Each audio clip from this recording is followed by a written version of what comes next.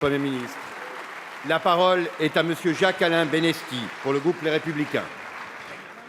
Oui, Monsieur le Président, avant de poser ma question, je voudrais simplement dire à Monsieur le Premier ministre que Madame Morano n'a engagé qu'elle-même et que sur les bancs aujourd'hui des Républicains, il y aura, comme vous l'avez dit très justement, des sanctions qui seront effectuées, mais de grâce, ne mettez pas l'ensemble des députés sur l'ensemble de ces bancs face, évidemment, à une déclaration qui ne regarde simplement qu'une seule personne.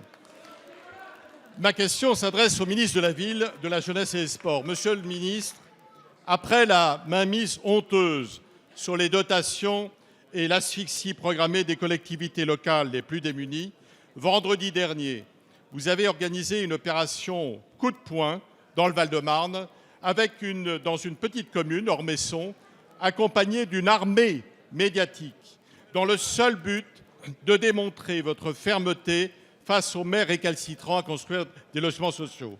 Heureusement, et vous le savez, cette opération oukase a vite tourné au fiasco, et c'est plutôt un flop médiatique que vous avez été amené à gérer. Car premièrement, vous annoncez préempter un terrain communal alors qu'en fait, il s'agissait d'un terrain de l'État, gelé par son administration depuis plus de 50 ans, totalement isolé des transports et des commodités. Deuxièmement, vous pensiez faire monter à l'échafaud un maire qui se refusait depuis des lustres à construire des logements sociaux, alors que vous êtes tombé sur une nouvelle maire qui vient tout juste d'être élue et qui a, au contraire, tout le mal du monde à trouver une réponse des services de l'État pour pouvoir loger ces 150 familles qui sont en attente de logement. Alors, Monsieur le ministre, pensez-vous vraiment qu'au XXIe siècle, la méthode de lynchage médiatique d'un maire sur la place publique est la meilleure des réponses pour les contraindre à aller dans votre sens? Alors que le Val-de-Marne est déjà largement au-delà des 30% de logements sociaux. Benesti. Ne pensez-vous pas, au contraire, que la méthode du dialogue et de la concertation ministre du serait plus Logement, appropriée de l'égalité des territoires et de la ruralité?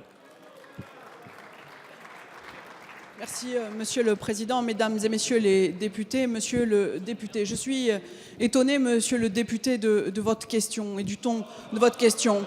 Vous le savez, la loi SRU a été un formidable levier, un formidable outil en faveur de la mixité sociale pour l'accès au logement. Mais vous le savez aussi, nous nous heurtons à des blocages, à des obstacles de nature politique. Et lors du comité interministériel à l'égalité et à la citoyenneté, nous avons, avec le Premier ministre, avec le ministre de la Ville, annoncé un certain nombre de mesures qui sont d'ailleurs prévues pour certaines d'entre elles dans la loi.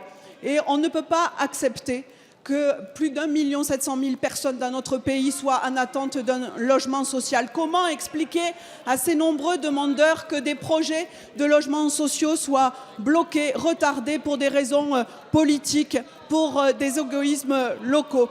Alors oui, nous avons décidé de travailler avec les élus, avec les maires, pour les convaincre de signer avec l'État des contrats de mixité sociale pour structurer les leviers, les outils, pour leur permettre de rattraper leur retard. Et lorsqu'il n'y a pas cette volonté, eh bien, de les contraindre en reprenant la main, en préemptant des terrains, en délivrant les permis de construire et en préparant un projet de loi pour mieux répartir la production de logements sociaux, pour attribuer les logements sociaux de manière plus transparente, de manière plus cohérente, en ayant le souci de la mixité sociale toujours présent à l'esprit, alors qu'aujourd'hui, ce n'est pas forcément le cas. En révisant la politique des loyers, ce projet de loi est en cours de préparation et nous le travaillons. Et Monsieur le député, permettez-moi de vous dire que je suis étonnée, vous qui venez de signer un contrat de ville qui prévoit dans ce contrat que la plupart des reconstructions que vous ferez se feront hors quartier prioritaire de la politique de la ville.